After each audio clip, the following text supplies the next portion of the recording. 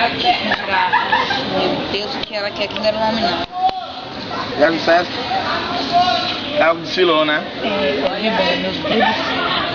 Não, o cara tava muito doente. Ainda passei por lá. Sei. Não. Passei por lá. Tava doente. Entregar O vídeo. o vídeo. Que a menina tava lá, gente, cadê o Flávio com o vídeo? Cadê o diabo do Pô, Flávio? Flávio Aí responde, todo não. mundo, o Flávio é o responsável. Toda vez é assim, cara.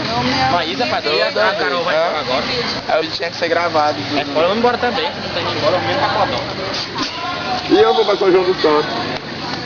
Nossa, você tá gravando, né? Aí, Vai lá, tchau. olha aí, ó, meu dedão. Ih, rapaz, molecagem, doido. Isso vai pro YouTube. Camila, olha pra câmera e sorri. Ai, gente. E vocês não fazem nenhuma aparição no vídeo? Eu não gosto de ser chamada. A menina que vai foi assim. Cadê? Ótimo. Olha, gente. Maísa! Aponta pra cá, mano. Maísa! Gente, essa aqui é a Maísa, ela vai morar no Rio de Janeiro, ela vai voltar chiando, tipo, ela vai falar daqui a pouco igual a moto, não tem? E ela vai chiar muito. Cadê a Maísa? Alguém quer a Maísa? Você tem 3 reais pra me emprestar. Vai estar muito bicho quando voltar de lá. Vai chegar aqui, Você vai é chegar muito aqui, responsável, vai Flávio. chegar aqui. Mentira, é o que ela vai falar lá. Qual fala? Tomou café hoje. Não, como é que era? Me esqueci, peraí. Você tomou café hoje? Ó, a entrevista. Isso é perseguição. Porra! Aff! Happy New da Tati, Flávio.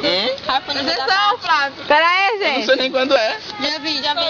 Flávio, preste atenção. Oi! Na estação, Eu cão. não tomei café hoje. Eu tomei só um pouquinho de café preto.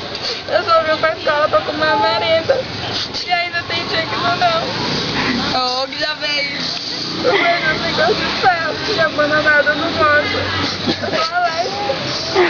Você é alérgica a banana, né, Maísa? Achei ela fazendo. Ah, Como tu vai Sim. de Caxias, tu tem que chegar lá. olha, gente, tá filmando. Não, tá filmando. Vim de Caxias, meu irmão. Não, mas ela vai chegar. Tipo, Ela vai chegar com nós. vou. Flávio, na estação da pista. Só, assim, dia 20.